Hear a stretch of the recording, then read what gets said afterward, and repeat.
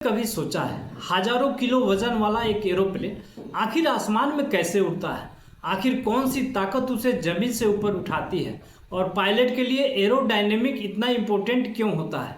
आज की इस वीडियो में हम एरोडायनेमिक को बहुत आसान भाषा में समझेंगे और जानेंगे एयरक्राफ्ट कैसे उड़ता है, उस पर कौन कौन सी फोर्स काम करती है और हर पायलट के लिए एरोडायनेमिक की नॉलेज क्यों जरूरी होती है।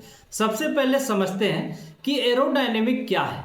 एरोडायनेमिक एक ऐसी साइंस है जो ये स्टडी करती है कि जब कोई ऑब्जेक्ट हवा में मूव करता है तो एयर उस पर किस तरह इफेक्ट डालती है। सिंपल वर्ड में कहें तो एरोडायनेमिक हमें बताता है कि एयर और एयरक्राफ्ट के बीच क्या इंटरेक्शन होता है और उसी इंटरेक्शन की वजह से एरोप्लेन उड़ पाता है। जब एयरक्राफ्ट आगे बढ़ता है तो उसके आसपास की हवा लगातार उसके साथ रिएक्ट करती है और यही रिएक्शन उसकी फ्लाइट को पॉसिबल बनाती है। इसे एक आसान एग्जाम्पल से समझते हैं। अगर आप किसी चलती हुई बाइक या कार में बैठे हो, अपना हाथ बाहर निकालें तो आपको महसूस होगा कि हवा आपके हाथ पर प्रेशर डाल रही है। अब अगर आप अपने हाथ का एंगल थोड़ा सा बदल दें तो हवा उसे ऊपर या नीचे पुश करने लगती है। बिल्कुल इसी प्रिंसिपल पर एयरक्राफ्ट विंग काम करती है। विंग को इस तरह डिजाइन किया जाता है कि उनके ऊपर और नीचे से गुजरने वाली हवा का स्पीड अलग अलग हो, जिससे लिफ्ट जनरेट होती है और एयरक्राफ्ट हवा में उड़ जाता है।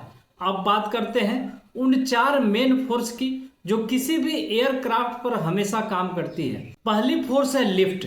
लिफ्ट वह फोर्स है जो एयरक्राफ्ट को ऊपर उठाती है। यह विंग द्वारा जनरेट की जाती है और जब लिफ्ट वेट से ज़्यादा होती है तो एयरक्राफ्ट क्लाइंब करना शुरू कर देता है। दूसरी फोर्स है वेट। वेट वह फोर्स है जो ग्रेविटी की वजह से एयरक्राफ्ट को नीचे की तरफ खींचती है। पृथ्वी का गुरुत्वाकर्षण लगातार एयरक्राफ्ट को जमीन की ओर खींचने की कोशिश करता है। तीसरी फोर्स है थ्रस्ट। थ्रस्ट एयरक्राफ्ट के इंजन द्वारा प्रोड्यूस की जाती है और एयरक्राफ्ट को आगे की दिशा में पुश करती है। जितनी ज़्यादा थ्रस्ट होगी एयरक्राफ्ट उतनी तेजी से आगे बढ़ेगा। चौथी फोर्स है ड्रैग। ड्रैग हवा का रेजिस्टेंस होता है जो एयरक्राफ्ट की स्पीड को कम करने का काम करता है।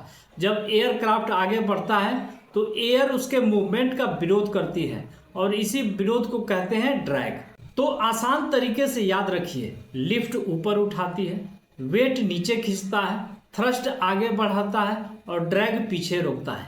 इन चार फोर्स के बैलेंस की वजह से एयरक्राफ्ट सेफ और स्टेबल फ्लाइट मेंटेन करता है।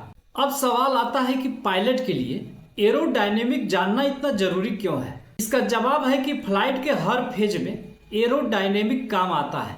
चाहे टेकअप हो, लैंडिंग हो, क्लाइंब हो, डिसेंट हो या टर्न लेना हो, हर जगह पायलट को एरोडायनेमिक प्रिंसिपल की अंडरस्टैंडिंग की जरूरत पड़ती है। एरोडायनेमिक की अच्छी नॉलेज पायलट को एयरक्राफ्ट को इफिशियंसी कंट्रोल करने, फ्यूल बचाने और डेंजरस सिचुएशन से बचने में मदद करती है। आपने शायद स्टॉल शब्द सुना होगा। स्टॉल कोई इंजन फेलियर नहीं होता, बल्कि यह एक एरोडायनेमिक कंडीशन होती है जिसमें विंग पर्याप्त लिफ्ट जनरेट नहीं कर पाती।